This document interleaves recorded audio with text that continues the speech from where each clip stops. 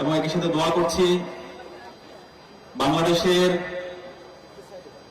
সাবেক 3 বারের প্রধানমন্ত্রী, যিনি সবসময় ফেসিবাদের বিরুদ্ধে প্রতিবাদ প্রতিরোধ জারি রেখেছেন, শাহবাগের বিরুদ্ধে যিনি কথা বলেছেন, বাংলাদেশে যখন ইসলামী ছাত্র শিবিরের উপর ইতিহাসের বড় বর্ষিত হত্যাকাণ্ড হচ্ছিল, সে সময় যিনি কথা বলেছেন বেগম খালেদা জিয়ার জন্য, আল্লাহ পাক সুবহানাহু ওয়া তাআলা বেগম খালেদা জিয়াকে দ্রুত সুস্থতা নিয়ামত দান করুক, আল্লাহুম্মা আমিন।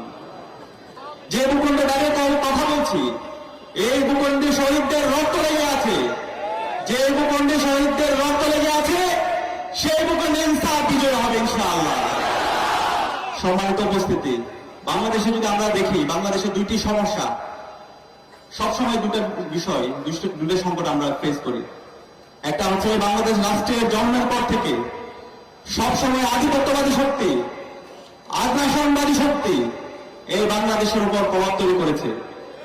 সেই দিল্লির দালালেরা এই সবসময় বাংলাদেশকে একটা সাবলেট কলোনি বানাতে চেয়েছিল, এবং এর সাথে বাংলাদেশের যারা নেতৃত্ব ছিল, সেই নেতৃত্বের অযোগ্যতা, অদক্ষতা এবং তাদের সীমাহীন দুর্নীতির মাধ্যমে আমাদের এই বাংলাদেশকে একটা ব্যর্থ রাষ্ট্রে পরিণত করেছিল। কিন্তু শহীদ আমিরে জামাত মাওলানা মতিউর রহমান নিজামী সারা জীবন তিনি আধিপত্যবাদের বিরুদ্ধে, আগ্রাসনের বিরুদ্ধে, দিল্লির বিরুদ্ধে, বাকশালের বিরুদ্ধে কথা বলেছেন। এবং একই সাথে যে দুর্নীতির কথা বলছি, যে দুর্নীতির কারণে আমাদের এই বাংলাদেশের অপারিত সম্ভাবনাগুলো নষ্ট হয়ে যাচ্ছে। শহীদ আমিরে জামাত 2 বার বাংলাদেশের এমপি ছিলেন, সংসদ সদস্য ছিল, মন্ত্রী ছিল, 2টা মন্ত্রণালয়ের মন্ত্রী ছিল, কৃষি মন্ত্রণালয় এবং শিল্প মন্ত্রণালয়। বাংলাদেশের ইতিহাসে এমন কোন মন্ত্রী নেই যাদের বিরুদ্ধে 1 পয়সা দুর্নীতি দেখাতে পেরেছে। জামাত ইসলামীর যে 2জন মন্ত্রী ছিল, শহীদ মাওলানা মতিউর রহমান নিজামী, আলী আজম মাহমুদ মুজাহিদ, তারা 3টা মন্ত্রণালয়ের দায়িত্বে ছিল, 1টা পয়সার দুর্নীতি কেউ দেখাতে পারেনি। যে সময় বাংলাদেশ দুর্নীতি চ্যাম্পিয়ন হয়েছে। সেই ধরনের নেতৃত্ব তো আমরা চাই। কি বলেন, আপনারা চান না?